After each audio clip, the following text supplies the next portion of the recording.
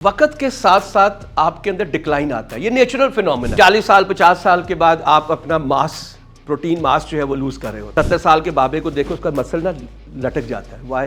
उसकी वजह यह है कि पहले फैट खत्म हो गया, फिर प्रोटीन खत्म हो गई। स्टीवन कवे ये कहता है कि आप अपने आप को रिन्यू करें, या शार्पनिंग द सा कहता है। अगर आपने इमोशनली अपने आप को जो है वो शार्प करना है, चार्ज करना है, तो फिर आप क्या करेंगे? आप अच्छे काम करेंगे। Now it is very important that we should be emotionally intelligent as well. Why we need to be emotionally intelligent?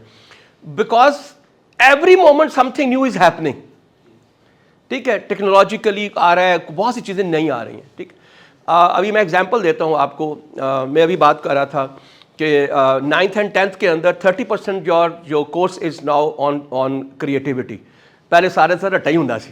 ठीक है, अब जो नया स्टेप जो मैं समझ रहा हूँ, जो मुझे इन्फॉर्मेशन मिल रही है, वो ये है, मे बी नेक्स्ट जो आपका जो नया एकेडमिक ईयर आएगा, ये उससे अगले वाला, ये जो आप 4 तरह की स्पेशलाइजेशन कर रहे हैं मैट्रिक के अंदर, जिसमें आप प्री मेड करते हैं, नॉन वो करते हैं, इंजीनियरिंग वाला करते हैं, कॉमर्स करते हैं, और आप आईटी करते हैं। ये 4 ही आपके पास ऑप्शन अवेलेबल हैं जी।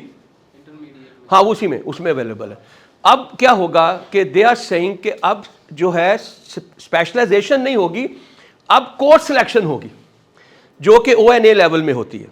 आप O लेवल में हैं, आप इकोनॉमिक्स रख लें, आप मैथमेटिक्स रख लें, आप साइकोलॉजी रख लें, आप इकोनॉमिक्स रख लें, ठीक है, आप जो चाहे रख लें उसके अंदर। तो इस तरह से अगले साल से चांसेस ये हैं कि there are going to be subjects. क्यों होने जा रहा है? आपने भी देखा होगा कि उन्होंने जो प्री मैट के लोग हैं उनको कहा कि अगर आप मैथमेटिक्स उसका दे दें, टेस्ट दे दें, सॉरी फिज़िक्स का या उसका मैथमेटिक्स का, तो फिर आप जो है वो इंजीनियरिंग में दाखिला ले सकते हैं। ऐसे ही हुआ ना? इसका मतलब क्या है कि now we are also thinking that we need to change the whole system, but it's too late. We should have been doing it 20 years earlier. 20-25 साल पहले हमें करना चाहिए था, बट चले देर आए दुरुस्त आए। अब फर्ज कीजिए ये हो गया। अब एक टीचर है जिसको क्रिएटिव सब्जेक्ट्स पढ़ाने की आदत ही नहीं है, वो क्या करेगा? आपने सब्जेक्ट चेंज कर दिए, students are ready to learn, but teacher is not ready to teach. Absolutely, यहाँ उनको ट्रेन करना पड़ेगा। ट्रेन करने जाओगे तो चलो जो रूरल एरिया है, बेचारा धोती बांध के पढ़ांदा पे है, उदा की करोगे? सो इस वक्त जो इशू है वो ये है कि you need to enhance your emotional quotient. इसलिए मैंने इसके अंदर 7th हैबिट जो है उसकी स्टीवन कवे की जो 7 habits of the highly effective people, उसमें वो 7वीं हैबिट का नाम देता है, कहता है ये रिन्यूअल है। रिन्यूअल से मराद ये है कि वक्त के साथ साथ आपके अंदर डिक्लाइन आता है, ये नेचुरल फिनोमेना है। 40 साल 50 साल के बाद आप अपना मास, प्रोटीन मास जो है वो लूज़ कर रहे होते हैं। 70 साल के बाबे को देखो, उसका मसल ना लटक जाता है। वाई? उसकी वजह यह है कि पहले फैट खत्म हो गया, फिर प्रोटीन खत्म हो गई, तो उसका मास जो है ना वो होना शुरू हो जाता है। तो उसमें स्टीवन कवे ये कहता है कि आप अपने आप को रिन्यू करें, या शार्पनिंग द सा कहता है। एक आरी जो तेज़ होती है वो 1 घंटे में 4 दरख्त काट देती है, लेकिन जब वो कुंद हो जाती है काफ़ी देर के बाद, तो शायद वो 4 घंटे में 1 दरख्त भी नहीं काट सकती। जब तक आप उसको तेज़ ना करते रहें तब तक तो ऐसे ही होगा ना। आप देखिए, आप अपनी मोटर बाइक है उसकी आप ट्यूनिंग करवाते हैं, क्यों करवाते हैं? क्योंकि वक्त के साथ साथ उसकी परफॉर्मेंस जो है इफेक्ट होना शुरू हो जाती है। अच्छा, ये हम सब कुछ कराते हैं लेकिन खुद नहीं करते। तो वो ये कहता है कि आपका, मैं अगर आपके सामने खड़ा हूँ, मेरी 4 डिमेंशंस हैं। You are seeing my body, फिर मेरा दिल है जिसमें मेरे इमोशंस हैं, ठीक है जी, फिर मेरा दिमाग है जहाँ पे कॉग्निशन है, और फिर मेरी स्पिरिट है जो कि मुझे ड्राइव करती है, मेरा पैशन है वो उसके अंदर से आता है। ये चारों को it's very important you keep on sharpening. आपने फिज़िकली अगर करना है तो आप एक्सरसाइज कीजिए, तो आप फिज़िकली बेहतर हो जाएंगे। अगर आपने जो है अपने आप को कॉग्निशन में IQ अपना शार्प करना है, तो क्या करेंगे? लर्न करेंगे। लर्निंग के 3 मेथड हैं जो मैं आपको इस्तेमाल पहले बता चुका हूँ। किताबें पढ़नी, ठीक है, reading the books, travelling and teaching. ये 3 हैं जो टूल हैं आपके सीखने के। अगर आपने इमोशनली अपने आप को जो है वो शार्प करना है, चार्ज करना है, तो फिर आप क्या करेंगे, आप अच्छे काम करेंगे। याद रखें, जब आप किसी अंधे को सड़क पार कराते हैं ना, तो आपके दिल को कितनी तसल्ली होती है। आप किसी शख्स का जब रोज़ा खुलाते हैं तो आप इमेजिन करें कि आपके को क्या एक तरह की वो सेटिस्फैक्शन होती है। तो इसका मतलब ये है कि जब आप अच्छे काम करते हैं तो आपको इमोशनली सेटिस्फैक्शन मिलती है, ठीक है। और उसके बाद जब आपने स्पिरिचुअली अपने आप को शार्प करना है तो आप क्या करेंगे, आप इबादत करेंगे। हमें तो बड़ा फ़ायदा है, हमने 5 वक्त की नमाज़ पढ़नी है। आप कभी गोरों को देखें तो बड़ी मुसीबत होती है, उनको मेडिटेट करते हैं, मुराकबे करते हैं, इसलिए कि उनके पास बेचारों के पास ये है ही नहीं है। तो उनको अपने आप को स्पिरिचुअली चार्ज करने के लिए क्या करना है, मुराकबे करनी, मेडिटेट करना है सबको। तो जी हाँ, बिल्कुल। तो इसका मतलब ये हुआ कि अब जो आजकल का ज़माना है उसमें सबसे इंपॉर्टेंट ये है कि even if you are not conditioning your self physically, you are not conditioning your self mentally, but you have to condition your self emotionally. देखिए, मेंटली तो अब इशू ही नहीं ना रहा। अब तो आपने ऐसे करके डालना है और पता नहीं पूरी दुनिया से क्या क्या आपको मिल जाना है। तो it's like one click away right now. पहले भी था, गूगल था, बट अब आफ्टर एआई के आने के अब तो आपके व्हाट्सएप के ऊपर कॉर्नर पे मेटा है, वहीं पे आप मैसेज भेजते हैं, वहीं पे आप जो चाहें उसकी इन्फॉर्मेशन गैदर कर सकते हैं। इसका मतलब है कि इन्फॉर्मेशन जो है वो वन क्लिक अवे है, ठीक है। लिहाजा इस वक्त इंपॉर्टेंट ये है कि उस इन्फॉर्मेशन को मैंने कहाँ पे इस्तेमाल करना है और कैसे इस्तेमाल करना है, that is your emotional intelligence. और लोगों के साथ मैंने कैसे इंटरेक्ट करना है, दैट्स द मोस्ट इंपॉर्टेंट। जितने भी आप लोग बैठे हैं young people, you are brilliant. आपका आने वाले वक्त में एक सबसे बड़ा चैलेंज होगा, वो होगा आपका 1-to-1 रिलेशनशिप के ऊपर। 1-to-1 मीन्स इंटरपर्सनल रिलेशनशिप के ऊपर। उसकी वजह यह है कि आपकी जितनी भी कम्युनिकेशन है वो टेक्सटिंग बेस्ड है, इमोशंस है ही नहीं है। मैं आप बोल रहा हूँ तो आपने देखा मेरा चेहरा है, उसमें कोई मुस्कुराहट आती है, कभी मेरा लिप्स ऊपर जाते हैं, कभी मेरे हाथ आते हैं, तो ये क्या है, it is augmenting my communication with you.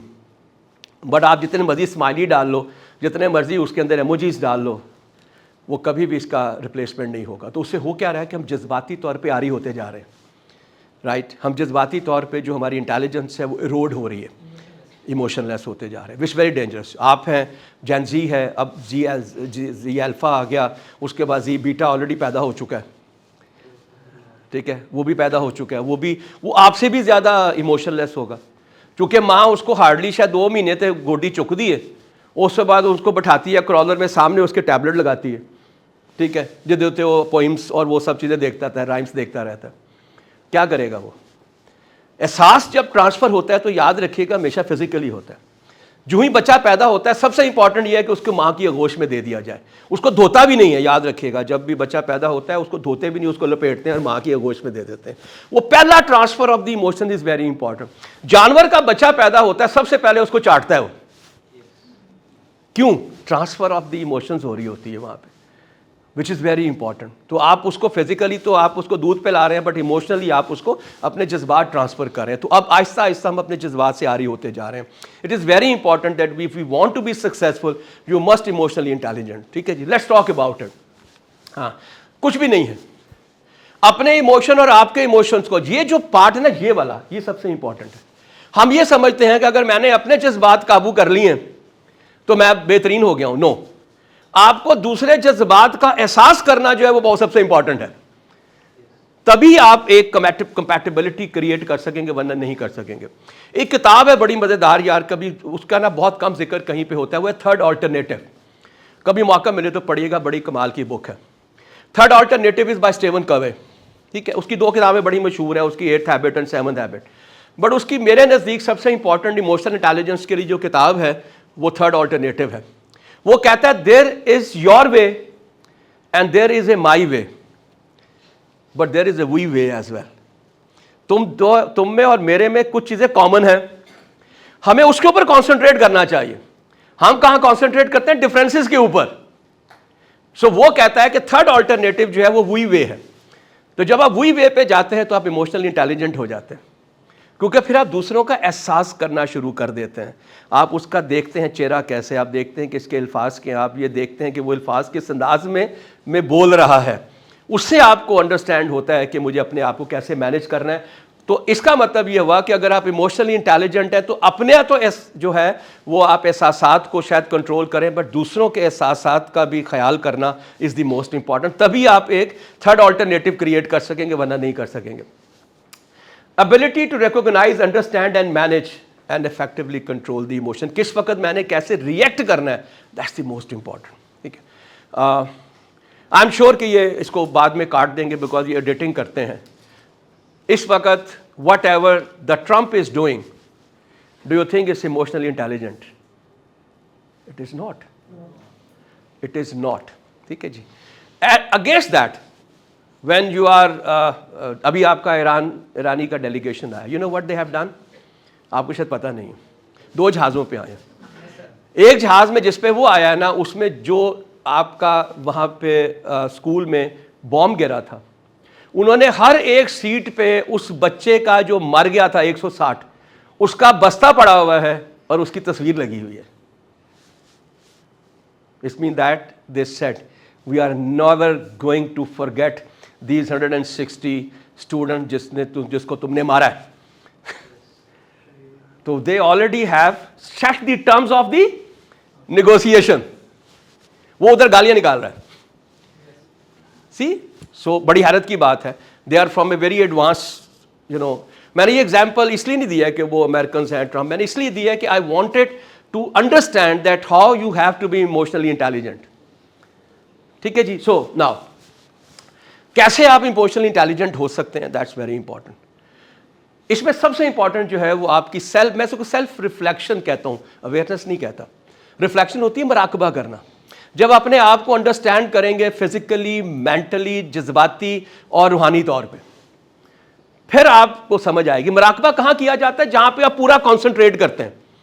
ठीक है, कहाँ पे होता है? एक आइसोलेटेड जगह होती है, किसी गार में बैठ के जहाँ कोई और कुछ ना हो, और वहाँ बैठ के मैं फिर अपने बारे में सोचता हूँ, तो फिर आपको अपनी पर्सनैलिटी की समझ आती है। ठीक है, so that's why it is very important. उसके बाद सेल्फ रेगुलेट करना या सेल्फ रिस्पॉन्सिबिलिटी लेना, जिम्मेदारी लेना। वंस यू डिसाइड कि मैं कौन हूं, मैंने कहां पहुंचना है, तो फिर आपकी जिम्मेदारी है कि आप उसको जो रास्ते का तयन कर रहे हैं उसके ऊपर आप जा रहे हो। फिर you have need to be motivated enough. और ये सबसे बड़ी ट्रेजेडी है। ये सेल्फ मोटिवेशन जिन लोगों में होती है ना, वो पॉजिटिव एटीट्यूड के साथ होते हैं। जो पॉजिटिव एटीट्यूड के साथ होते हैं उनकी इमोशन वैसे ही बड़े कंट्रोल में होते हैं, क्योंकि छोटी मोटी चीजें उनको अफेक्ट ही नहीं करती। Yes, absolutely right, thank you very much. मैं अभी इसका जवाब दूंगा जो आपने कहा, बड़ी खूबसूरत बात की आपने। एम्पैथी है, इमोशन से आया है। एम्पैथी मीन्स क्या? अपने आप को आपकी जगह पे रख के देखना। तो इमोशनल इंटेलिजेंस क्या कहता है? कहता है दूसरे भी जज्बात का एहसास करो। कब करेंगे? जब उसकी जगह पे जाएंगे आप। एक सास का एक बहू का एहसास करना और एक बहू का एक सास का एहसास करना जिस दिन शुरू हो जाएगा, उस दिन ये सारे मसले खत्म हो जाएंगे, खत्म हो जाएंगे। एंड सोशल स्किल्स हैं, जो एक दूसरे से इंटरेक्शन करना है, ये सारा इंपॉर्टेंट है। 1 बाय 1 इसको देखते हैं। सबसे पहले हम ये देखते हैं कि अगर हम पुअरली इमोशनली इंटेलिजेंट है तो हमारे साथ होता क्या? Yes please.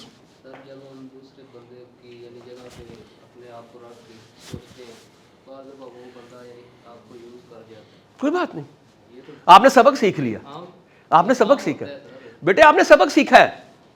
याद रखिएगा, पॉजिटिविटी ये है कि आपकी हर problem is a learning, sorry, आपका हर फेलियर इज अ लर्निंग। आपको पता चल गया उसने क्या किया, उसने अपनी औकात दिखाई है ना, तो ये तो पता चल गया कि उसकी औकात है क्या। ये सबसे बड़ा सबक है जो आपने सीखा है। ठीक है, so let's talk about that कि पुअर इमोशनल इंटेलिजेंस जो है उसमें चैलेंजेस क्या आते हैं। नेगेटिव इमोशंस होते हैं। ठीक है, हर चीज को आप नेगेटिवली देखते हैं, राइट। और फिर क्या होता है कि आपकी सेल्फ स्टीम हर्ट हो जाती है, आपका इज्जत नफ्स जो है वो बहुत लो हो जाता है। इज्जत नफ्स जब होता है तो आप एक नेगेटिव फ्रेम ऑफ माइंड में चले जाते हैं। फिर naturally you can not find the रोशनी कहीं पे भी, you can not find it. Number 2 is negative perception. ये जो परसेप्शन है, anybody knows what is perception? Concept. वाह वाह वाह वाह, अच्छा, थैंक यू वेरी मच। ये बड़ी खूबसूरत बात की, किसको हम कैसे देखते हैं। परसेप्शन वो ऐनक है जिससे मैं चीजों को देखता हूं, ऐसी नहीं जैसी वो हैं, ऐसी जैसे मैं देखना चाहता हूं। बात समझ आई आपको? मैं आपको एक तस्वीर दिखाऊंगा आपके हर दिमाग के अंदर मुख्तलिफ उसका जो है वो आप परसीव करेंगे। वाई? हर एक की ऐनक अलग है। तो जब आपकी ऐनक ही जो है वो ब्लैक हो जाएगी, मतलब नेगेटिव हो जाएगी, तो हर चीज़ अंधेरी नजर आएगी। वो जो आप वो क्या कहते हैं वेल्डिंग वाली ऐनक लगा लो तो नजर की आना है फिर, right? So it is important for you that you should have the positive perception about everything. बड़ा मुश्किल काम है, इट्स वेरी डिफिकल्ट, राइट? लेकिन याद रखें, जिस वक्त आपको ग्रेटिट्यूड, अल्लाह के शुक्र करने की आदत बन जाती है ना, तो फिर आप हर सूरत के अंदर शुक्र अदा करते हैं। ये बड़ा इंपॉर्टेंट है, ये बड़ा इंपॉर्टेंट है कि हर शुक्र अदा, फिर आप कभी नेगेटिव में जा नहीं सकते। यू ऑलवेज थिंकिंग कि जी अल्लाह ताला जो है वो मेरे लिए अच्छा ही कर रहा होगा ना।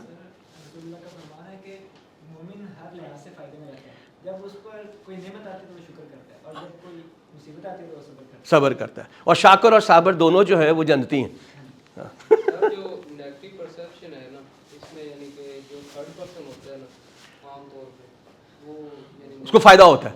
नेगेटिव परसेप्शन वो खिला जी बिल्कुल, ये भी पॉसिबिलिटी है, लेकिन तो फिर आप कान के इतने कच्चे क्यों हैं? आप अपने कान के इतने कच्चे क्यों? आपने कभी रियलाइज किया है कि वो जो मैंने लास्ट टाइम एग्जांपल दी थी, दो भाई लड़े हुए 10 साल से मिल ही नहीं रहे। वो केड़ी यार बड़ी मुसीबत पै गई है यार। जाओ जाके उन मुंह तक कह दे यार कि तू फलां काम गलत किया सी। गालियां निकाल लो, लड़ लो, जो मर्जी करना है कर लो, उसके बाद चीजें ठीक तो हो जाएंगी ना। हम दिल में लेके बैठे रहते हैं और 10 साल तक, फिर उसके बाद कहीं किसी को एहसास होता है कि यार है मैं की कर देता, फिर या अल्लाह ताला माफ करे मर जाता है कोई बंदा, तो फिर वो जाकर रो रहा होता है मैं पहले पता होंदा तो मैं आ जाती। आई एम सॉरी मैंने लड़कियों वाली बात कर दी, या आ जाता। यार 10 साल गुजार दिए तुमने, तुम्हें एहसास ही नहीं हुआ। वो वही वजह है कि वो जो ऐनक आपने लगाई हुई है, वो ऐनक को आप बदलने को तैयार नहीं है। बिहेवियरल इश्यूज होते हैं, कम्युनिकेशन बड़ी पुअर, हर वक्त नेगेटिव बात करेगा वो, हर चीज़ के ऊपर आप नहीं तबाह कर, कुछ नहीं होना, पाकिस्तान डूब गया मर गया बस ठीक है। हाँ, अमरीका ने तबाह कर देना ईरान को, बेफिक्र तुसी आप देख लीजिएगा। इतने की रखिया तेन की मिले, अगला सवाल वो करेगा। हाँ, ये भी परसेप्शन ही है। प्रोड्यूस प्रोडक्ट प्रोएक्टिव, अब रिएक्टिव हो जाते हैं। प्रोएक्टिव होता है कि जब आप पहले एंटिसिपेट करते हैं कि what is going to happen. जैसे आपने अभी मुझे कहा कि जी मैंने आपसे कहा कि अगले एक साल में चीज़ें बदलने जा रही हैं। अगर मुझे पता है उस इंफॉर्मेशन का, तो टीचर्स को भी पता होगा ना। So what they can do, they start learning right now. So by the time if the government is going to make any decision, I am ready to take over. मुझे फायदा क्या होगा, I will be among the very few people who already know that कि how we have to absolutely कैसे पढ़ाना है और क्या करना है। लोअर परफॉर्मेंस हो जाती है डेफिनेटली, प्रोडक्टिविटी, वीकर कॉन्फिडेंस है। वाई? बिकॉज वजह यह है कि नेगेटिवली जब भी आप देखेंगे तो आपको हमेशा फेलियर पहले नजर आएगा, सक्सेस बाद में नजर आएगी, राइट? और आप कई दफा अटेम्प्ट ही नहीं करेंगे कुछ करने की, इसलिए कि आपने यार कुछ नहीं होना, हूँ बस खत्म हो गया काम, ठीक है। डैमेज्ड है, डैमेज्ड रिलेशनशिप है, सॉरी, और मोर फेलियर्स हैं। क्योंकि याद रखें, मैंने लास्ट टाइम एक बात आपको कही थी, सक्सेस ब्रीड सक्सेस। कामयाबी हमेशा कामयाबी को पैदा करती है। इसका मतलब failure also breeds failure as well. Failure भी हर एक फेलियर को ब्रीड करती है या उसको पैदा करती है। तो ये जो पॉजिटिव फ्रेम ऑफ माइंड है ना, ये बड़ा इंपॉर्टेंट है। आप यकीन करें, आप में से जितने भी लोग हैं, मैं उनके चेहरे देख के आपको बता सकता हूँ कि आप में से कितने लोग ऐसे हैं who are having a poor emotional intelligence. उसकी वजह यह है कि I have been trained and certified on to the relationship counselling. नहीं, आई विल नॉट, पहला ना, उसके बाद पैसे लेता हूँ। Right, everybody who is asking question, everybody who is smiling, everybody who is open to to any kind of the new thing, वो they are all positive. जो नहीं है वो अपने गिरबान में झांक के देख लें कि जो बातें मैं कर रहा हूँ वो बातें उनके दिल के अंदर जा भी रही हैं कि नहीं जा रही। अगर यहाँ से नहीं गुजर रही ना, इसका मतलब है फिर then you are having a poor emotional intelligence. इतनी नहीं गुजर दियाँ पाई, यहीं से गुजर के यहीं से जा रही हैं। That clearly reflect that you people are not ready to learn.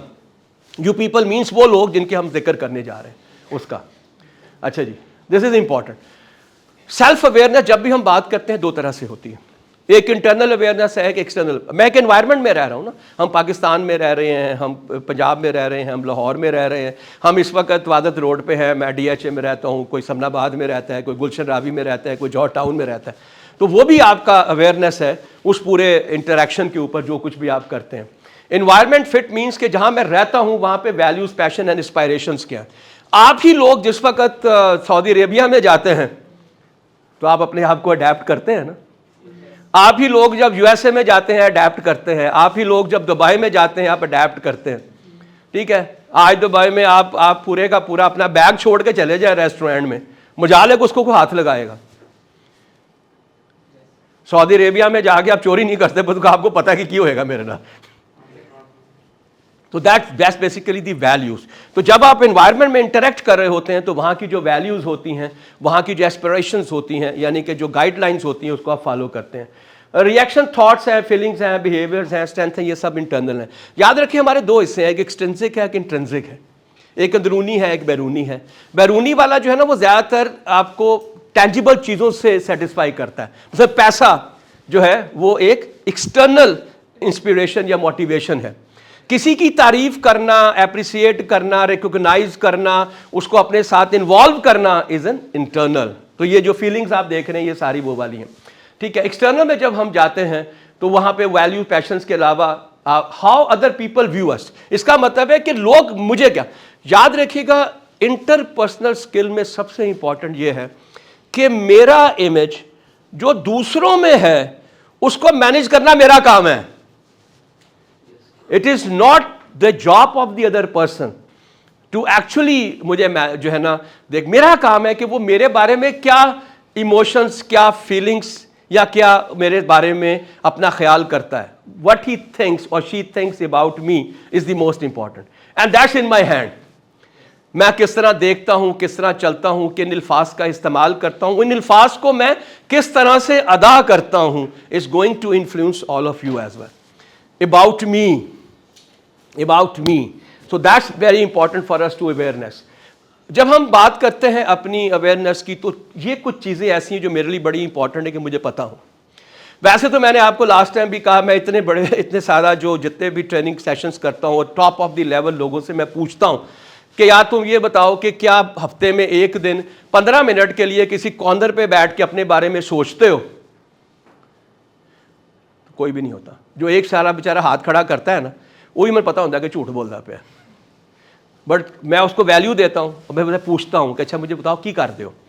ठीक है, वो फिर कहता है जी मैं सोचता हूँ कि सुबह मैंने क्या करना था, मैंने वो पेमेंट करनी थी, मैंने बैंक जाना था, मैंने कहा नहीं ये नहीं है। This is not self reflection. Self reflection मुझे स्वॉट करना है, मेरी स्ट्रेंथ क्या है, मेरी वीकनेसेस क्या है, मेरे एम्बिशंस क्या है, मेरी अचीवमेंट क्या है, मेरी लाइबिलिटीज़ क्या है। ठीक है, ये समाज वो चीज़ें हैं जिससे किससे मैं खुश होता हूँ, किस चीज़ से मैं करता हूँ, मेरी वीकनेसेस क्या है, अपॉर्चुनिटीज़ कहाँ पे हैं, ये सारी की सारी आपकी अवेयरनेस में आती हैं। तो मैंने कुछ पॉइंट उसमें से निकाले हैं जिसमें पर्सनैलिटी है, वैल्यूज़ है, हैबिट्स है, नीड्स है एंड इमोशंस है। इमोशंस का हम जिक्र ऑलरेडी कर ही रहे हैं। सबसे पहले पर्सनैलिटी पे आते हैं।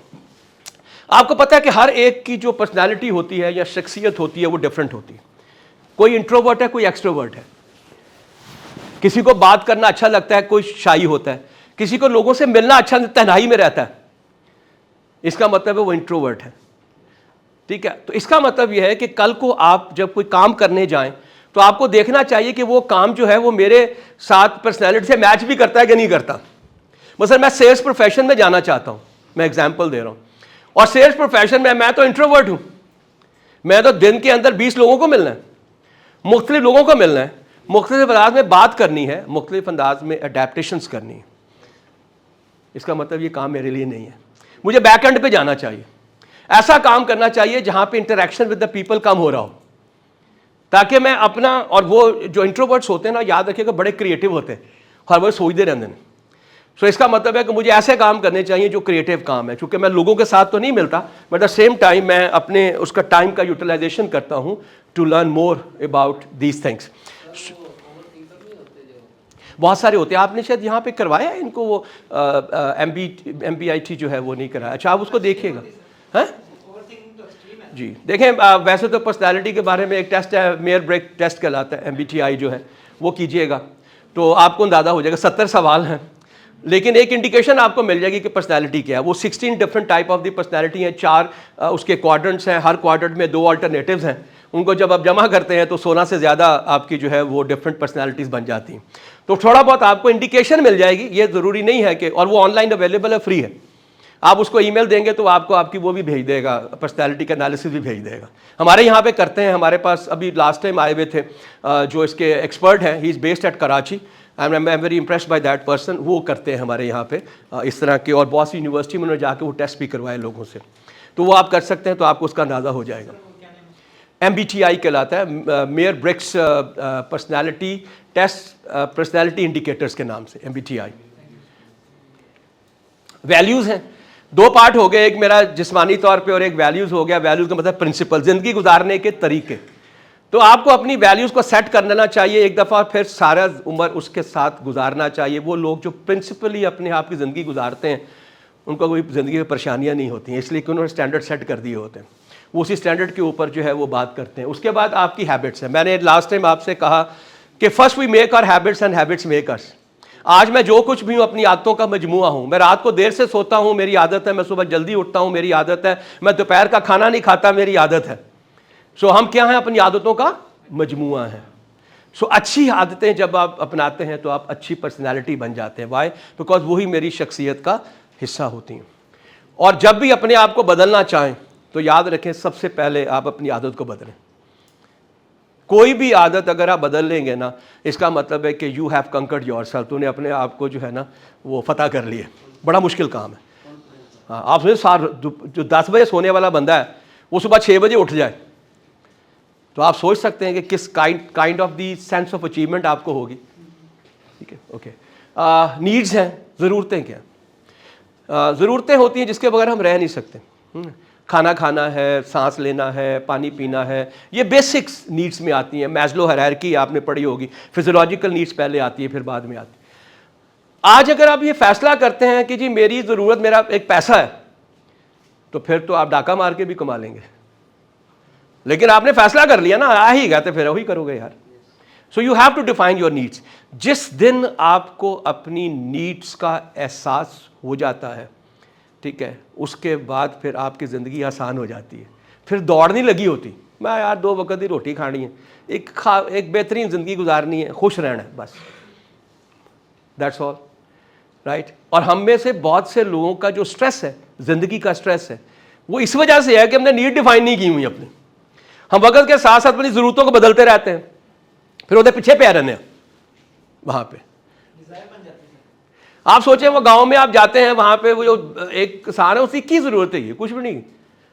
जाके उन्हें अपना वो की कहते हैं खेत से काम करना है, शाम को आना रोटी खानी है, उतों उन्हें मूली पुट लेनी है, इतों तू साग ले लेना है, उत्थे रोटी पका के, या उहदे ते उन्हें प्याज खा के खाना है, और जाके मंजी डानी है तो जाके सौ जाना है।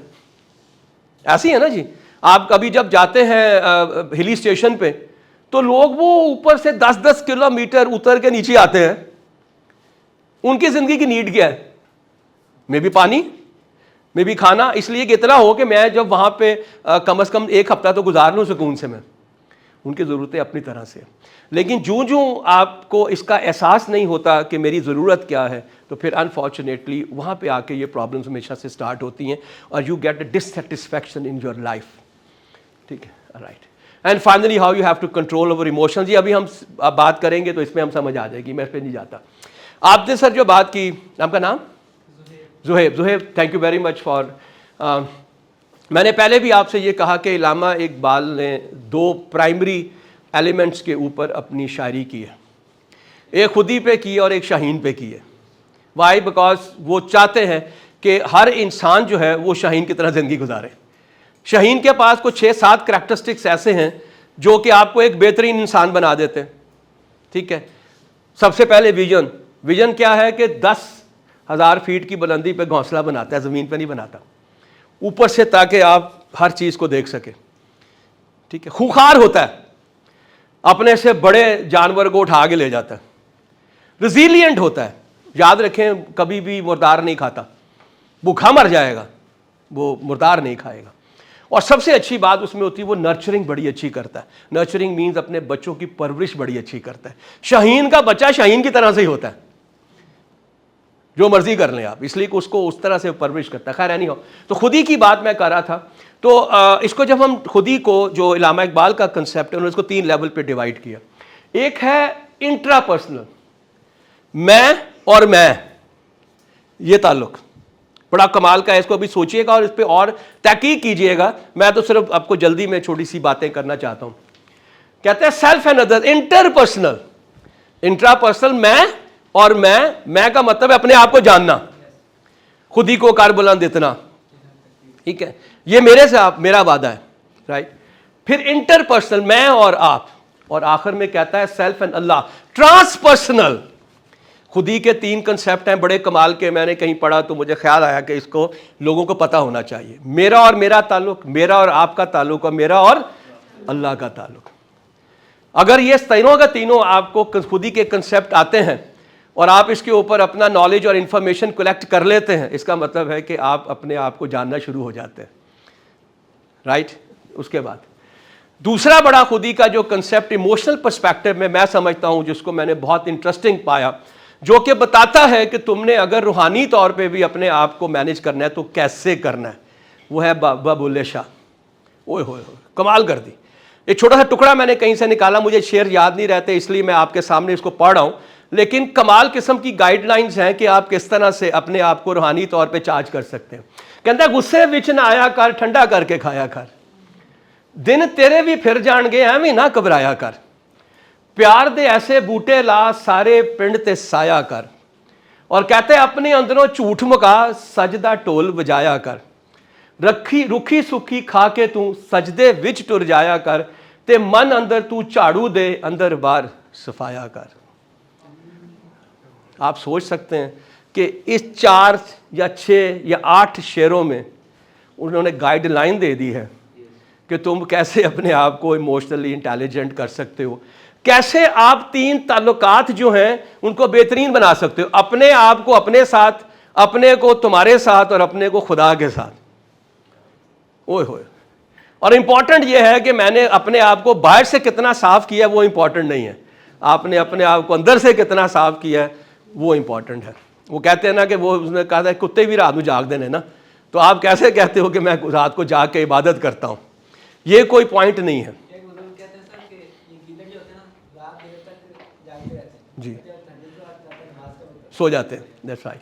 ओके जी, पहला पार्ट हमने बात की कि how we have to reflect ourself, हमें अपने आप को कैसे जानना है।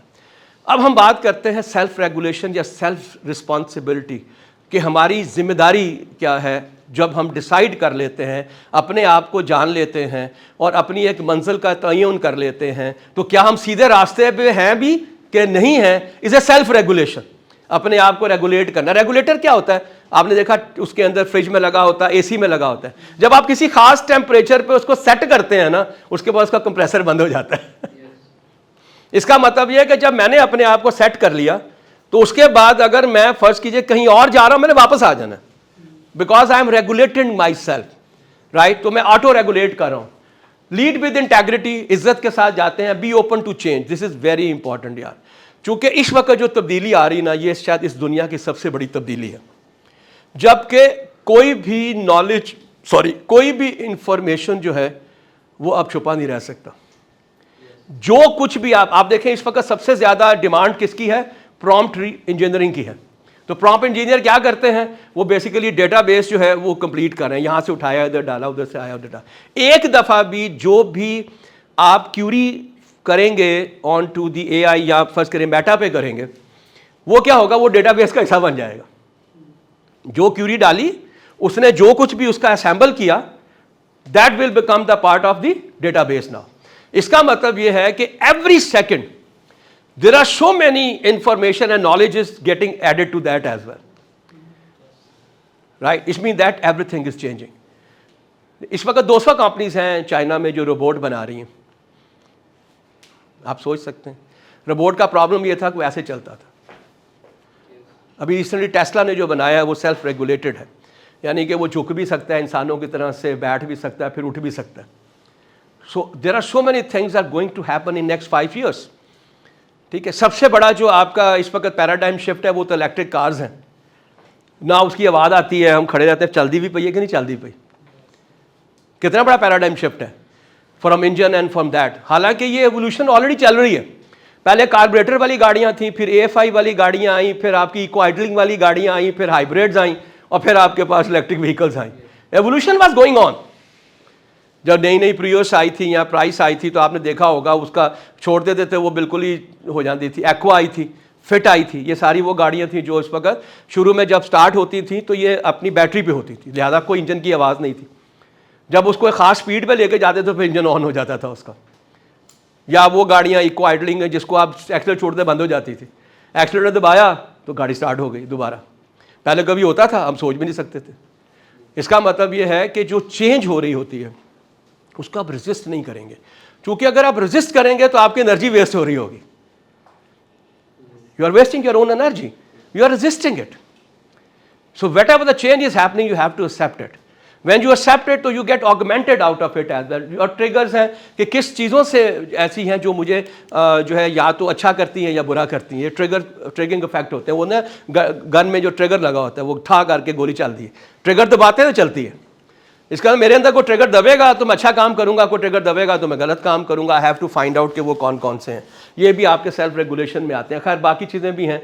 Believe in yourself is the most important part and remaining काम under pressure is the most important. सबसे ज़्यादा जो ये सिखाया जाता है एयरफोर्स के लोगों को, because they are under a lot of uncertain environment के अंदर, ठीक है। उनको 100% भी नहीं 110% फिजिकली फिट होना पड़ता है, because you have to make a decision in a fraction of second. You make a wrong decision, you are gone. So that's why they know how to control themselves in the worst circumstances as well. बड़ा मुश्किल काम है, मैंने बड़ी कोशिश की। I think I consider my self a very calm and quiet and maybe very cool person. Cool means ठंडा, but sometime मुझे भी रिएक्शन होता है, ठीक है। I try to overcome that, but होता ज़रूर है। इसका मतलब there has to be some trigger जिसका मुझे पता नहीं है अभी। कोई ऐसा एलिमेंट है जो मुझे इस तरह से करता है, ठीक है। Maybe when I will get emotionally very hurt then I am doing it, but होता है मेरे साथ। ओके, सेल्फ मोटिवेशन, मैं आपको बार बार यही कह रहा हूँ, you have to be self motivated. Spoiler क्या होता है इसके अंदर, को खराब क्या करता है इसको? ओवर एम्बिशियस होना। ठीक है, पहले दिन दाखिल होए क्या जी मैं 4C GPA लेना है, ठीक है। पढ़ना तो 2 घंटे नहीं है, कितना ला लेंगे? तो आया क्या? आया 2.8। अब क्या करेंगे? You will get demotivated. याद है कि लास्ट टाइम मैंने कहा छोटे छोटे अपने जो है वो टारगेट रखो, जब उनको अचीव करोगे तो you will have a success, and success breeds the success, ठीक है। And that will build your self confidence and ultimately will build your self esteem as well. Burn out, इतना काम कर देता, पागल हो गए उस कामों के अंदर, और फिर आप जो है ना you get burn out as well. वो कहते हैं ना पहले जो है ना बहुत टाइम लगा के पैसा बनाया, जब पैसा बनाया तो बीमार हो गया, फिर बीमारी तो पैसा खर्च कर देता। इसीलिए तो आजकल सबसे इंपॉर्टेंट जो कॉर्पोरेट लेवल पे है वो है आपका work life balance, how you going to do it. अगर आप उसमें जा रहे होंगे तो चांसेस ये हैं कि you will be actually not burning out yourself. Burning होता है जब आप एक खास कैपेसिटी के ऊपर जब आप जाते हैं। आप गाड़ी कभी चला रहे हो तो गाड़ी की ना एक कैपेसिटी होती है, आप उसको रेस दे दे के उसको पागल कर दें सेकंड गियर के अंदर, की होगा इंजन पाटेगा ना, या बू आती है, फिर आपको बर्निंग स्मेल आती है। Same is with you as well, everybody has a capacity. Whenever you are going to challenge your capacity which is over to your limits, you are going to get the burnout. जी? Yes, with the passage of time, yes, absolutely, absolutely बढ़ाई जा सकती है। उसके लिए फिर आपको बाकायदा एक प्लान बनाना पड़ता है कि मुझे क्या क्या करना है, ठीक है। फिर आपको शायद बूस्ट के अंदर वो क्या होता है जो टर्बो लगाना पड़ेगा अपने आप में।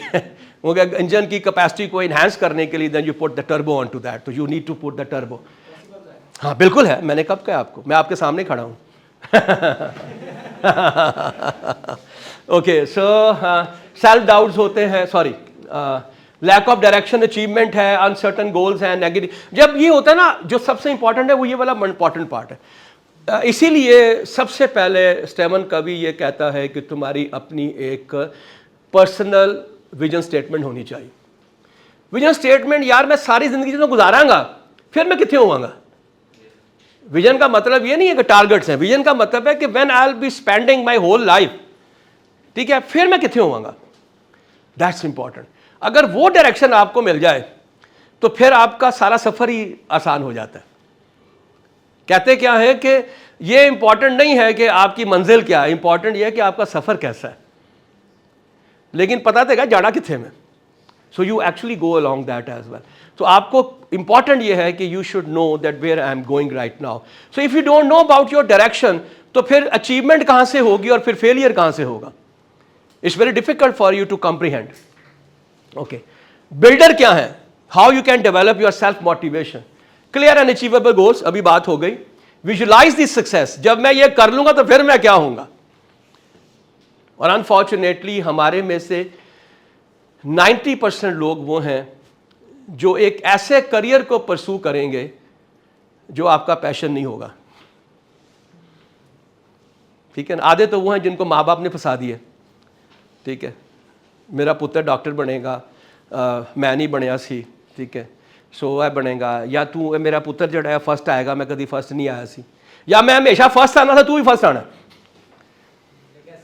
तो किसी के गोल्स जो हैं वो जब आपके ऊपर थोपे जाते हैं तो फिर आपके साथ वो होता है जो अक्सर लोगों के साथ हो रहा होता है. पॉजिटिव कम्युनिकेशन है, मैंने आपको पहले भी बताया कि पॉजिटिव वर्ड्स का इस्तेमाल करना इज़ वेरी इंपॉर्टेंट. ठीक है, it gives you a lot of kind of motivation and inspiration. Keep balance, healthy lifestyle, gratitude, Allah का शुक्र अदा करना, stay persistent and reward yourself. जब आप देखें कि आज मैंने कोई अच्छा काम किया है तो फिर को चलो यार आज मैं फ़लाँ चीज़ खावांगा, आज मैं ये लूँगा, पार्टी करूँगा. ठीक है जी, इट्स एब्सोल्युटली इंपॉर्टेंट. और एक्चुअली अगर आप देखें तो ये कंसेप्ट आपको गोरों में बहुत मिलता है. मैं अक्सर लोगों से यही कहता हूँ कि मैं अपने आप को एक गोरे की लाइफ की तरह से गुजारता हूँ.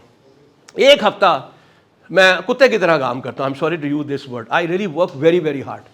अगर आज का मेरा आप वो देख लें स्केड्यूल तो आप परेशान हो जाएं. ठीक है, I got up at 7 o'clock, 8 से 11 मेरी क्लास थी. ठीक है, ऑनलाइन थी. आज तो चूँकि यूनिवर्सिटी नहीं थी तो मैंने ऑनलाइन, अदरवाइज मैं फिजिकली जाता हूँ.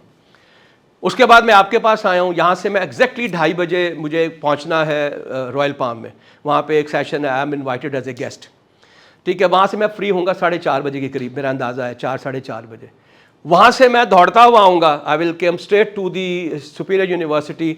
वहाँ मेरी क्लास है 5 से 9. ठीक है जी, 9 बजे फिर मैं घर पहुँचूँगा और फिर मैं बाकी एक्टिविटी करूँगा. और कल भी मेरा आलमोस्ट यही है स्केड्यूल है, संडे को भी. सो पूरा हफ्ता मैं इस तरह ही कर रहा होता हूँ. तो अब मेरा आइडियली ये होता है कि मैं जुमे को या हफ्ते को जो है ultimately I will reward my self by having a party, what ever it is. So this is how I M living right now. The same is applicable over here. And ये जो पार्ट है ना, एक ये भी बड़ा important है. ये शो करता है कि how emotionally intelligent you are when you are persistent. ये जो कंसिस्टेंसी है ना, जो परसिस्टेंसी है, ये बड़ा इंपॉर्टेंट है. हम आज तो पता ही की कर लवांगे ऐसी, अगले दिन फिर बह जावांगे. राइट, कभी हम ऐसे करेंगे, कभी ऐसे, वो जो कहते हैं ना ECG की तरह से, कभी ऐसे कर लिया, कभी ऐसे कर लिया, कभी ऐसे कर लिया, कभी ऐसे कर लिया. You are not going to get successful जब तक आप कंसिस्टेंट नहीं होंगे, आप परसिस्टेंट नहीं होंगे. इसका मतलब every day you are actually taking one step above the previous step. That's the only way out that you can become more positive as well. ठीक है, so this is how the is. Then finally, sorry ये बात कित्थों आ गया, अच्छा ठीक है. Then the third most important is empathy. ये बड़ा ही कॉमनली यूज्ड वर्ड है आजकल. आपने देखा होगा यार, उसको उसके जितने भी कॉर्पोरेट वर्ल्ड है या जितनी भी आपकी से क्या कहते हैं सोफिस्टिकेटेड कम्युनिकेशन है, उसमें एम्पैथी का बड़ा वो बात होती है. It has come from emotions. The art of regulating your emotions is empathy. ठीक है, वो अच्छे जो भी लिखा है, just leave it from that sense. How you can develop it is absolutely important. How you can develop understanding of other persons. इसका मतलब यह है कि लोगों को जानना, खासतौर पे उनके बिहेवियर को जानना बड़ा इंपॉर्टेंट है. राइट अच्छा, एक वक्त आता है कि जब आप किसी को अंडरस्टैंड करने की कोशिश करते हैं. पता है वो कौन सा होता है? जब बच्चा नया नया पैदा होता है, माँ उसको देख रही होती है, उसके स्केड्यूलिंग को देख रही होती है. ठीक है, किस वक्त रोता है, किस वक्त जागता है, किस वक्त भूखा करता है. अगर रोता है तो इसके पेट में दर्द है कि यहाँ इसको भूख लगी है. So that is one time. इस तरह का अगर आपको एहसास हो जाए लोगों के बारे में, जैसे मैंने अभी कहा कि मैं आपको देख के जज कर लेता हूँ. ठीक, ये किताब है ब्लिंक के नाम से. This is by Malcolm Gladwell. वो एक साइकोलॉजिस्ट है, उसने ये किताब लिखी हुई है. मौका मिले तो पढ़िएगा, बड़ी इंटरेस्टिंग बुक है. उसके अंदर वो एक आर्ट बताता है, वो कहता है स्नैप जजमेंट. स्नैप जजमेंट, जो ही मैं तुम्हें देखूं तो फ्रैक्शन ऑफ सेकंड के अंदर जो है मैं आपका जो है ना एक अपना इमेज बिल्ड करूं. अच्छा, वो इमेज कहां से बिल्ड होगा?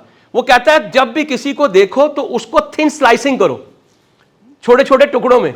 बाल कैसे बनाए हुए हैं, शक्ल कैसी है, रंग कैसा है, कपड़े कैसे हैं, खड़ा कैसे हुआ है, चल कैसे रहा है, हाथ कैसे उठाता है, बोलता क्या है, लफ्जों का इस्तेमाल क्या करता है, कितनी देर में, ऐसे करके। तो शुरू में प्रॉब्लम आएगा, जो आप इसको प्रैक्टिस बना लेंगे ना, फिर आप देखेंगे यू स्टार्ट फाइंडिंग इट। अब बताइए थिन स्लाइसिंग क्या होती है? Anybody who is in the medical biomed में? आप हैं, आप हैं, आप दोनों हैं, तीनों हैं। एमआरआई में क्या करते हैं? ठीक है, उसमें जो एमआरआई मशीन होती है, टेस्ला, वो नहीं डेक्सा से उसकी स्ट्रेंथ आती है। 1 डेक्सा है, 1.5 डेक्सा है। वो क्या करती है कि जितनी पावरफुल मशीन होगी ना, उतनी ही ज्यादा स्लाइसिंग करेगी, 164 इमेज बनाएगी। जितने ज्यादा इमेज ज्यादा बनेंगे, उतनी ही एक्यूरेटली आप जो है उसको अंडरस्टैंड कर सकेंगे। ऐसा ही है ना, या नहीं है? ऐसा ही है। सीटी स्कैन में भी ऐसे होता है, एमआरआई में भी ऐसे होता है। तो इसका मतलब यह है कि जितने ज्यादा उसके वो आप स्लाइसिस करेंगे, उतने ही ज्यादा आप जो है वो उसको बेहतर अंदाज में, तो आप जितने जल्दी किसी को छोटा छोटा करके देंगे उतना मजेदार है। कमाल की किताब है, माल्कम ग्लैडवेल की है, ग्लिम। अगर नहीं मौका मिलेगा पढ़ने का तो एक तरीका और भी है, you go to YouTube and you write down blink Kamran Saeed. तो मेरे 2 रिव्यूज़ हैं उसमें, एक यहीं पे हुआ हुआ है कासिम अली शाह फाउंडेशन पे, मैंने उस बुक का रिव्यू दिया हुआ है, और एक मैंने सीओ क्लब में दिया हुआ है। तो दोनों आपको उसमें मिल जाएंगे, जिसमें मैंने how I have to explain it.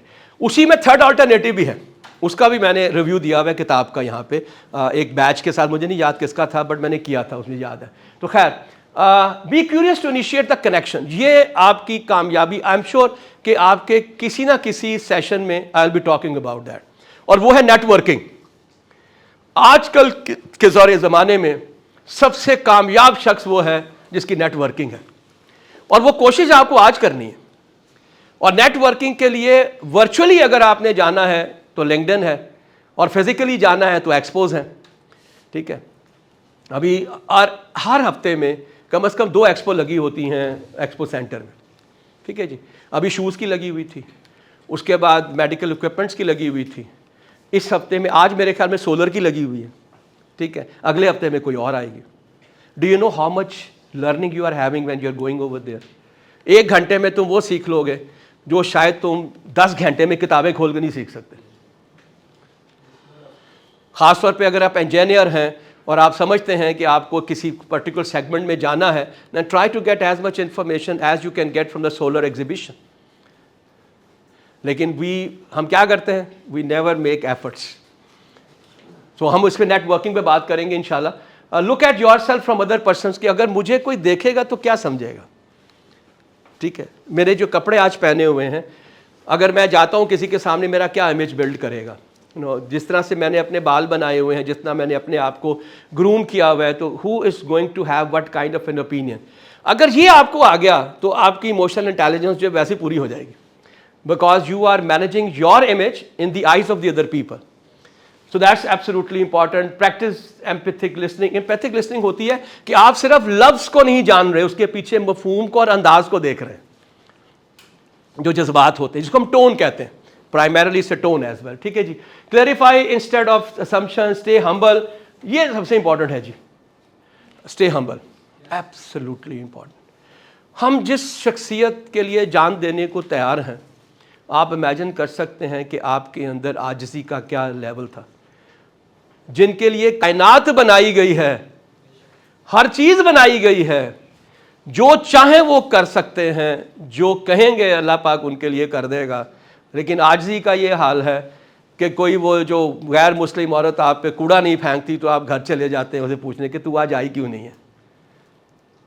हमारे यहाँ पे तो एरोगेंस जो है, हमारे यहाँ पे जो ईगो है, वो तो वैसे ही नहीं। सो वो जितनी ज़्यादा आपको अल्लाह ताला रंग लगाएगा, उतनी ही आप में आजिज़ी आएगी, उतने ही लोग आपको जो है वो ज़्यादा पसंदीदा अंदाज में देखेंगे। जी प्लीज़।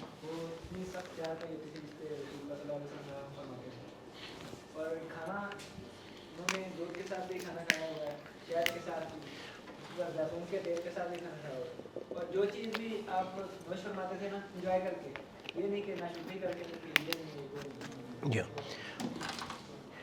खाना तो लगेगा भी तुम्हें तब जब तुम उससे खुश होके खाओगे। ठीक है, आपने कभी देखा है गरीबों के बच्चे, ये जो होते हैं ना, ये जो आपके जिप्सीज हैं, जो आपने अक्सर देखे होंगे, वो कैंप लगा के बैठे होते हैं, सख्त सर्दी जनवरी के महीने में उनके बच्चे नंगे पाँव ऐसे सामने से गिरबान खुला हुआ सर्दी में फिरते हैं। क्या मिलता होगा बेचारों को यार। आपने देखा है कि बड़ी ईद पे जब गोश्त इकट्ठा करते हैं तो उस गोश्त को सुखा के अपने पास रखते हैं, वो जो चर्बियाँ उठा के लेकर जाते हैं उसमें से वो अपना गोश्त के टुकड़े ढूंढते हैं। क्या मिलता होगा। उनके बच्चे भी माशाल्लाह बहुत वो सेहतमंद होते हैं, बल्कि हमारे बच्चों से ज़्यादा सेहतमंद होते हैं। तो इसका मतलब क्या है कि जो चीज़ भी आप खुशी से करते हैं उसका आपके उतना ही इम्पैक्ट आता है। तो खैर बात जो हो रही थी वो हो रही थी हम्बल रहने की। आजिज़ी जो है ये मेरा ख़्याल है कि दुनिया में सबसे बड़ी एक ऐसी खासियत है जो आपको बाकी लोगों से मुख्तलिफ करती है। राइट, जब आपको दूसरे लोगों से मुख्तलिफ करती है तो फिर डेफिनेटली आपकी एक्सेप्टेंस भी उतनी ही ज़्यादा होती है। अच्छा जी, सोशल स्किल्स अब आगे अगले बात, जो विच इज़ मोर इम्पॉर्टेंट। इस वक्त याद रखिएगा सबसे ज़्यादा जो चैलेंज है और कॉरपोरेट लेवल के ऊपर, ऑर्गेनाइजेशंस के ऊपर, ख़ास तौर पे आईटी कंपनीज़ में, वो है कि how we can enhance the social skills of over employees. Why? Because जो आईटी के ज़्यादातर लोग हैं वो कहाँ देखते हैं? लैपटॉप के ऊपर स्क्रीन पे। 24 घंटे में से उनके शायद 18 घंटे वहीं गुजर जाते हैं। They are not interacting with any person. If you have forgotten how to interact with the people, how I have to do it, how I have to select the words, how I can be successful. जबकि ये दुनिया बनी ही लोगों के लिए है और बगैर लोगों से ताल्लुक़ रखे आप कामयाब नहीं हो सकते। And a very dangerous thing which I don't want to share with you people, लेकिन ये हकीकत है कि आज यंगस्टर्स की 10 शादियों में से 4 शादियाँ पहले 6 महीने में ख़त्म हो जाती। हमें आर्ट ही नहीं आता लोगों से इंटरेक्ट करने का, हमें आर्ट ही नहीं आता लोगों को समझने का। दोनों आइसोलेशन में काम कर रहे होते हैं, बोथ मियाँ और बीवी जो हैं, और फिर अल्टीमेटली वो खलीज भरती जाती है and one time it is not repairable and then you split as well. तो दिस इज़ वेरी इंपॉर्टेंट कि सोशल स्किल्स का होना बहुत ज़रूरी है। कम्युनिकेट करना, लर्न करना, पर्सनल नीड की fulfilment, getting along with others, making friends, develop healthy relationship, interaction with society. सबसे इंपॉर्टेंट इसमें जो है वो कम्युनिकेशन वाला पार्ट है। whenever you are meeting someone, the impression you are creating is through your non-verbal communication, your body language, and also the communication, which is the selection of the words as well. अगर आपको ये नहीं आता तो chances ये हैं कि you are not socially very intelligent as well. How you can learn that? इसलिए कि लोगों से मिलोगे तो बात बनेगी, लोगों के साथ बैठोगे तो बात बनेगी, ऐसे नहीं बननी. It's not going to happen. You cannot live in the life in silos. Silos समझते हैं क्या होता है? Absolutely right. वो एक बड़ा जड़ा असी एक वो बनाया होता है पड़ोला जड़ा कि असी घर तो बड़ा होता है, उसके अंदर आपने गंदम रखी होती है, ठीक है, जो भी है कॉर्न्स हैं जो भी उसको रखी होती है, और फिर वहीं से आप उसको इस्तेमाल के लिए लेकर जाते हैं. आपने पाइप लगाए होते हैं, उस पाइप से वो निकल के वहाँ पे जाता है. तो वी हैव वर्क. इसका मतलब है अगर 6 साइलोस आपके पास हैं तो कोई भी आपस में कनेक्टेड नहीं होगा. इस तरह से अगर मैं साइलोस में ज़िंदगी गुजारता हूँ तो मैं बस अकेला आदमी हूँ. I am totally independent, right. I am not interacting with. ये भी नहीं है कि 2 साइलोस के बीच में हमने कनेक्शन डेवलप किया हो, वो भी पॉसिबल नहीं है. So we used to of living these silos because of the technology, which is very dangerous, right? इसके अंदर है, इसका मतलब है कि आप लोगों को समझ ही नहीं पा रहे हैं, आप लोगों को अंडरस्टैंड ही नहीं कर पा रहे हैं, आपको यही नहीं पता कि मैंने किसी के साथ किन लफ्ज़ों का इस्तेमाल करना है, किस तरह से करना है, right? So that's why you are having this kind of the problem. कैसे डेवलप कर सकते हैं is also very important. Connect and engage with people. ये जो मैं आपसे बात करूँ नेटवर्किंग की, ये कनेक्शन है. Even this connection, if you are doing even on LinkedIn as well, at least you are using some kind of a communication. Right. So number 1 is very take small steps. ये नहीं है कि आप चाहें कि मैं आज ही बड़ा बड़ा कोई सोशल स्किल दा एक्सपर्ट बन जावा, ठीक है। इनिशियली में भी तुम्हें घर में अपने शुरू करें, फिर आप अपनी क्लास में करें, फिर आप शायद कहीं बाहर जाके करें, और इस तरह से कभी रेस्टोरेंट्स में करें। जैसा मैंने आपको बताया कि जब मैं कभी इंटरनेशनली ट्रैवल करता हूँ, and whenever I go to any restaurant for the breakfast और any kind of the meal, तो वहाँ जितने गोरे बैठे होते हैं ना, they always look at you, hey hi, how are you doing, good morning, good evening, good afternoon, you look good. You know why they do it? Because they are charging themselves how to interact with the people. आपने कभी हमारे यहाँ पे देखा ऐसे करते हुए? ये देखो, करते होंगे, ठीक है। यस, उससे क्या होता है, आपका कॉन्फिडेंस बिल्ड होता है। लेकिन ये जो कनेक्शन है ना, वो कनेक्शन स्माइल से होता है। अगर मैं किसी को देख के स्माइल करूंगा, वो ऑटोमेटिकली मेरी तरफ रिस्पॉन्सिव होता है, राइट। आप बच्चे को कभी देखें, बच्चे को जब आप स्माइल देते हैं तो आपकी तरफ देखता है, और वो आता भी है। अगर मैं गुस्से नाल देखांगा तो कभी भी नहीं आएगा।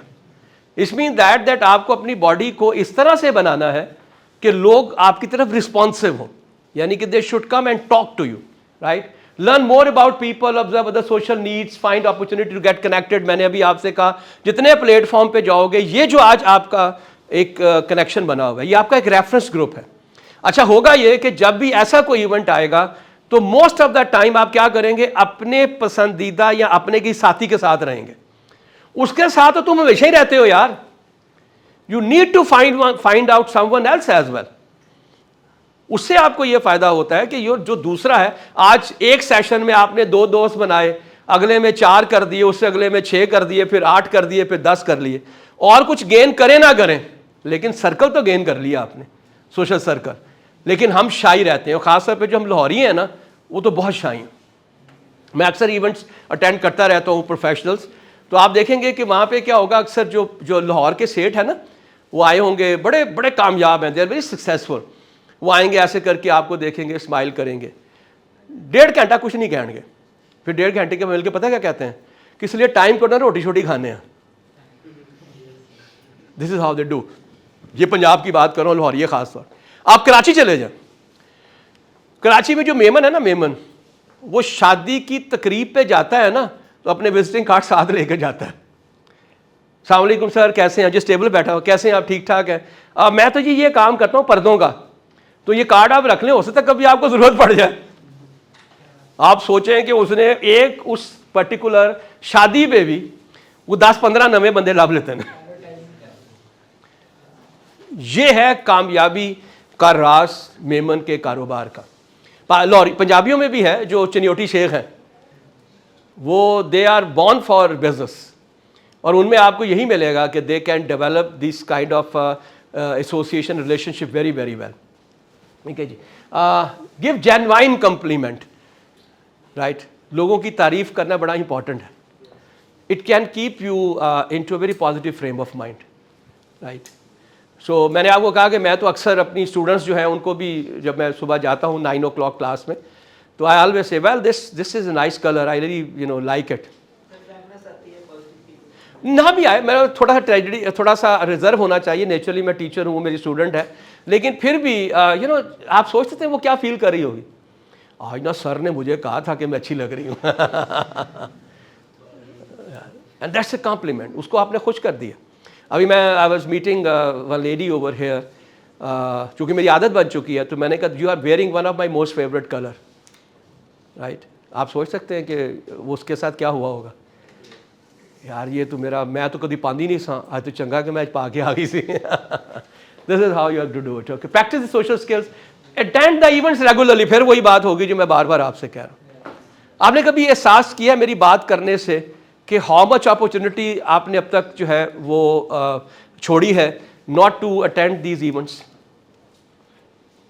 सोचें ज़रा कि during your whole period from the first year till to 4th year और 3rd year, whatever it is, अगर आप हर साल कम से कम 4 से 5 इवेंट अटेंड कर रहे होते, तो आप सोच सकते हैं कि आज आपके पास क्या सर्कल होता,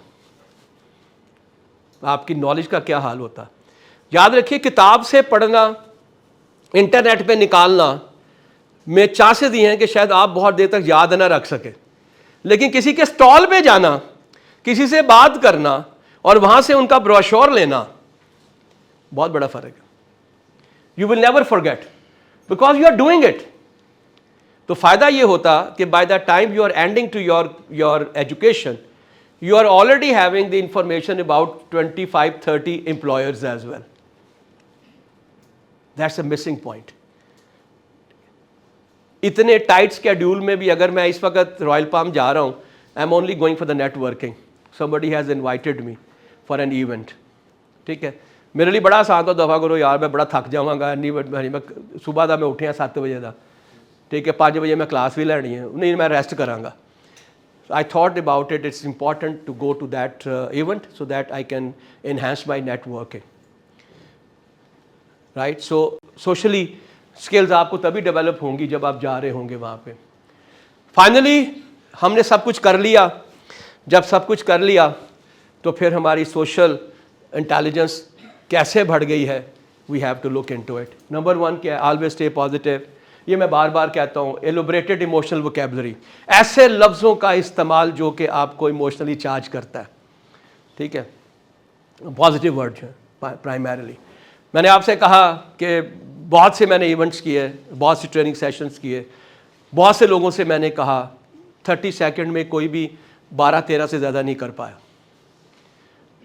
राइट, पॉजिटिव क्या होता है? ग्रेट है, ब्यूटीफुल है, एडोरेबल है, स्टनिंग है, मार्वलस है, ब्यूटीफुल है, ग्रेट है। यस, प्रॉब्लम ये है कि मैंने अगर आंदे भी नहीं ना तो मैं इस्तेमाल नहीं करता। Yes, absolutely right. Daring, adorable, divine, खूबसूरत नाम लफ्ज़ जब आप बोलते हैं तो वैसे भी अच्छा लगता है इस तरह के लफ्ज़ों का बोलना, बट चूँकि वोकैबुलरी में नहीं है, हम इस्तेमाल नहीं करते। You have to be curious about people. You have to learn about the people as well. You will only do that when you like the people, you love the people. मैं अक्सर कहता हूँ कि हम बड़े दावे करते हैं कि हम लोगों से मोहब्बत करते हैं, तुसी ते अपने नाल मोहब्बत नहीं करते तो दूजे नाल की करोगे? अपने आप से मोहब्बत करने के साइंस क्या होंगे, क्या तरीका होगा? तस्वीर अपने आप को शीशे में देखे तो कहते आया यार आज तो कमाल ही की है। यस, जब आप अपने बारे में अच्छी चीज़ों की सिलेक्शन करेंगे, कपड़े की, रंग की, जूतों की, it shows that you really admire yourself. याद रखिएगा, I have seen a lot of people in my life जो कि they are crazy about their dressing. जिन्ने पैसे कमाते हैं ਉਹਦਾ 80% ਉਹਦੇ ਤੇ ਲਾ ਦਿੰਦੇ ਨੇ, कपड़ियां ते ला देंगे ने। वाई? इसका मतलब है दे लव देमसेल्फ। जो अच्छा लगता है उसी को संवारते हैं आप। सो दैट्स वाई ओके, चेंज को एम्ब्रेस करना, स्ट्रेंथ्स एंड वीकनेसेस को जानना, ये हम ऑलरेडी बात कर चुके हैं सेल्फ रिफ्लेक्शन में। करैक्टर वेल, अपने आप के करैक्टर को, डिफिकल्ट टू ऑफेंड, उनको नाराज करना बड़ा मुश्किल होता है। जो मर्जी कह दो ठीक है यार कोई गल नहीं, फिर क्यों है, ठीक है, उन्हें तेरे बारे आया क्या सी, क्या होगा यार, ठीक है, वो जो कहना चाहते हैं वो कह दे, मैंने तो मेरा पता है ना। बड़ा मुश्किल होता है, मुश्किल है ना, बड़ा मुश्किल काम है। लेकिन इसका ना एक फार्मूला है, मैंने शायद पहले भी आपको कहा, मुझे नहीं याद है कि मैंने कहा है कि नहीं कहा। एक फार्मूला है 90-10 प्रिंसिपल, इसकी वीडियो अवेलेबल है, स्टीवन कवी का है।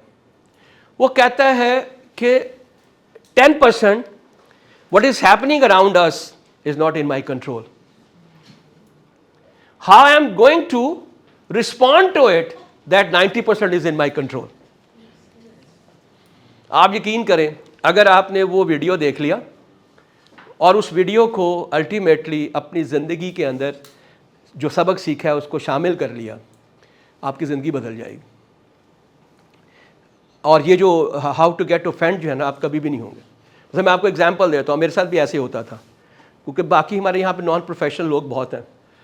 पता चला जी कि मैंने ट्रैवल करना है, मैं एयरपोर्ट पहुँचा, बोर्डिंग पास लिया, ट्रांजिट में पहुँचा तो पता चला फ़्लाइट 4 घंटे लेट है।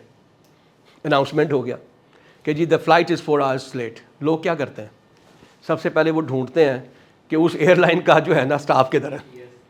फिर सारे उत्थे इकट्ठे होणगे, उन्होंने झाड़ा पाणगे, उन्होंने गालां कढ़णगे, ठीक है, और वहीं खड़े होंगे, फिर एक दूसरे को भी वो चार्ज करेंगे, ठीक है, ठीक। I use to do like that.